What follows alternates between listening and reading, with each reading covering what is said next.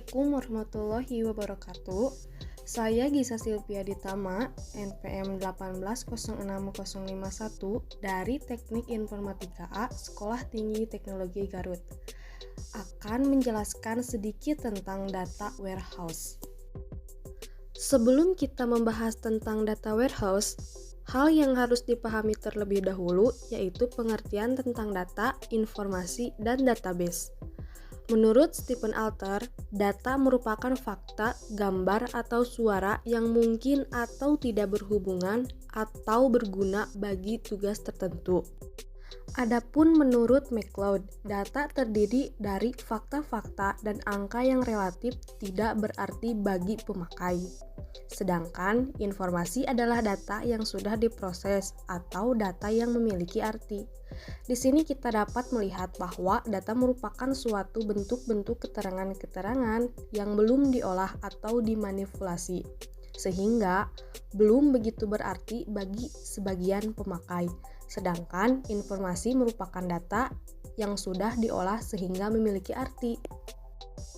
Dan menurut James E. O'Brien, database adalah suatu koleksi terintegrasi di mana secara logika berhubungan dengan record dari file. Ada juga menurut Fatansyah, database adalah kumpulan data yang saling berhubungan, yang disimpan secara bersama, sedemikian rupa dan tanpa pengulangan atau redundansi, yang tidak perlu untuk memenuhi berbagai kebutuhan. Jadi, database adalah tempat penyimpanan data yang saling berhubungan secara logika, sehingga bisa digunakan untuk mendapatkan suatu informasi yang diperlukan oleh suatu organisasi atau perusahaan. Sedangkan data yang diperoleh suatu organisasi atau perusahaan umumnya didapat dari kegiatan operasional sehari-hari atau hasil dari transaksi. Dari perkembangan model database, muncullah apa yang disebut dengan data warehouse. Pengertian data warehouse dapat bermacam-macam, namun mempunyai inti yang sama, seperti pendapat beberapa ahli berikut ini.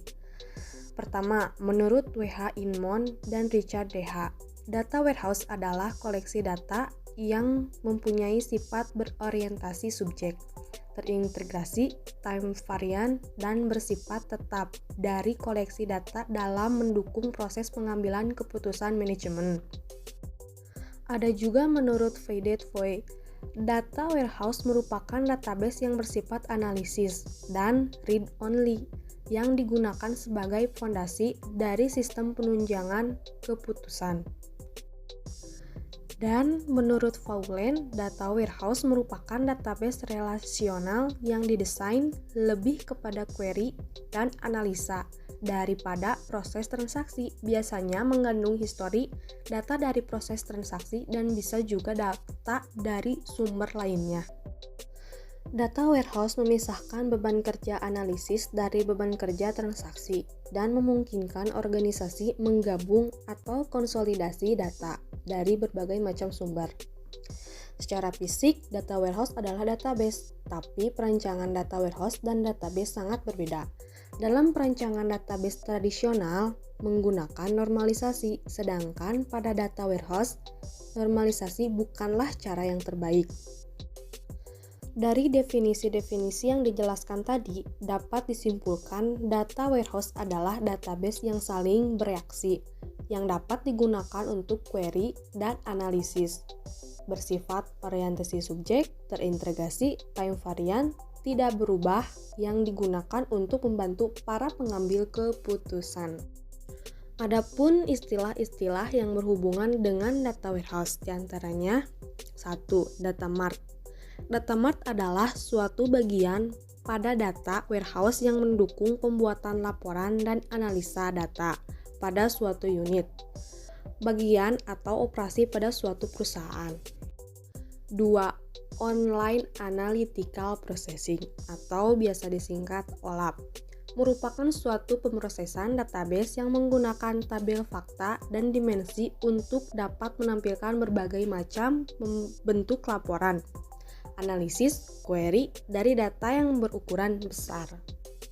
3. Online Transaction Processing atau OLTP merupakan suatu pemrosesan yang menyimpan data mengenai kegiatan operasional transaksi sehari-hari. 4. Dimension Table, yaitu tabel yang berisikan kategori dengan ringkasan data detail yang dapat dilaporkan, seperti laporan laba pada tabel fakta dapat dilaporkan sebagai dimensi waktu, atau yang berupa per bulan, per kuartal, dan per tahun. Kelima, Fact Table merupakan tabel yang umumnya mengandung angka data histori di mana key atau kunci yang dihasilkan sangat unik, karena key tersebut terdiri dari foreign key atau kunci asing, yang merupakan primary key atau kunci utama dari beberapa dimension table yang berhubungan. Yang keenam, TSS merupakan sistem yang menyediakan informasi kepada pengguna yang menjelaskan bagaimana sistem ini dapat menganalisa situasi dan mendukung suatu keputusan yang baik. Berikutnya, karakteristik data warehouse. Menurut Inmon, yaitu 1. Subject orient atau berorientasi subjek. Data warehouse berorientasi subjek, artinya data warehouse didesain untuk menganalisa data berdasarkan subjek-subjek tertentu dalam organisasi, bukan pada proses atau fungsi aplikasi tertentu. Kedua, integrate atau terintegrasi. Data warehouse dapat menyimpan data-data yang berasal dari sumber-sumber yang terpisah ke dalam suatu format yang konsisten dan saling terintegrasi satu dengan yang lainnya. Ketiga, time variant atau rentang waktu. Seluruh data pada data warehouse dapat dikatakan akurat atau valid pada rentang waktu tertentu. Dan yang terakhir, non-volatil. Karakteristik keempat dari data warehouse adalah non-volatil. Maksudnya, data pada data warehouse tidak diupdate secara real-time, tetapi di-refresh dari sistem operasional secara reguler. Di sini juga terdapat secara garis besar perbedaan antara data operasional dan data warehouse, yaitu bagi data operasional dirancang berorientasi hanya pada aplikasi dan fungsi tertentu, sedangkan data warehouse dirancang berdasarkan pada subjek-subjek tertentu atau utama. Data operasional juga fokusnya pada desain database dan proses, sedangkan data warehouse fokusnya pada pemodelan data dan desain data. Data operasional juga berisi rincian atau detail data, sedangkan data warehouse berisi data-data histori yang akan dipakai dalam proses analisis. Data warehouse juga banyak aturan bisnis dapat tersaji antara tabel-tabel, sedangkan data operasional relasi antara tabel berdasarkan aturan terkini, selalu mengikuti rule atau aturan terbaru. Adapun tugas-tugas data warehouse. Menurut Williams, ada 4 tugas yang bisa dilakukan dengan adanya data warehouse. Pertama, pembuatan laporan. Pembuatan laporan merupakan salah satu kegunaan data warehouse yang paling umum dilakukan. Dengan menggunakan query sederhana, didapatkan laporan per hari, per bulan, per tahun, atau jangka waktu kapanpun yang diinginkan. Kedua, Online Analytical Processing atau OLAP. Dengan adanya data warehouse, semua informasi baik detail maupun hasil summary yang dibutuhkan dalam proses analisa mudah didapat.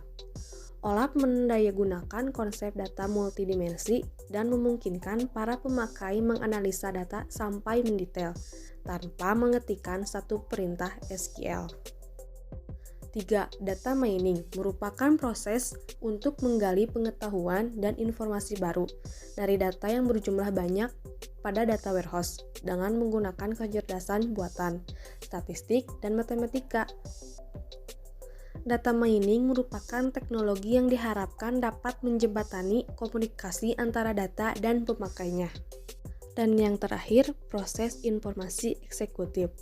Data warehouse dapat membuat ringkasan informasi yang penting dengan tujuan membuat keputusan bisnis tanpa harus menjelajahi keseluruhan data. Dengan menggunakan data warehouse, segala laporan telah diringkas dan dapat pula mengetahui segala rinciannya secara lengkap, sehingga mempermudah proses pengambilan keputusan. Informasi data pada laporan data warehouse menjadi target informatif bagi user. Dan pada pembahasan terakhir, saya akan menyebutkan beberapa keuntungan data warehouse menurut Ramilho. 1. Data diorganisir dengan baik untuk query, analisis, dan sebagai bahan untuk pemrosesan transaksi. Kedua, perbedaan di antara struktur data yang heterogen pada beberapa sumber yang terpisah dan diatasi. Ketiga, aturan untuk transformasi data diterapkan untuk memvalidasi dan mengkonsolidasi data apabila data dipindahkan dari database OLTP ke data warehouse. Dan yang terakhir, masalah keamanan dan kinerja bisa dipecahkan tanpa perlu mengubah sistem produksi. Baik, mungkin hanya sekian yang dapat saya sampaikan mengenai tentang data warehouse. Mohon maaf bila banyak kesalahan. Sekian dan terima kasih. Wassalamualaikum warahmatullahi wabarakatuh.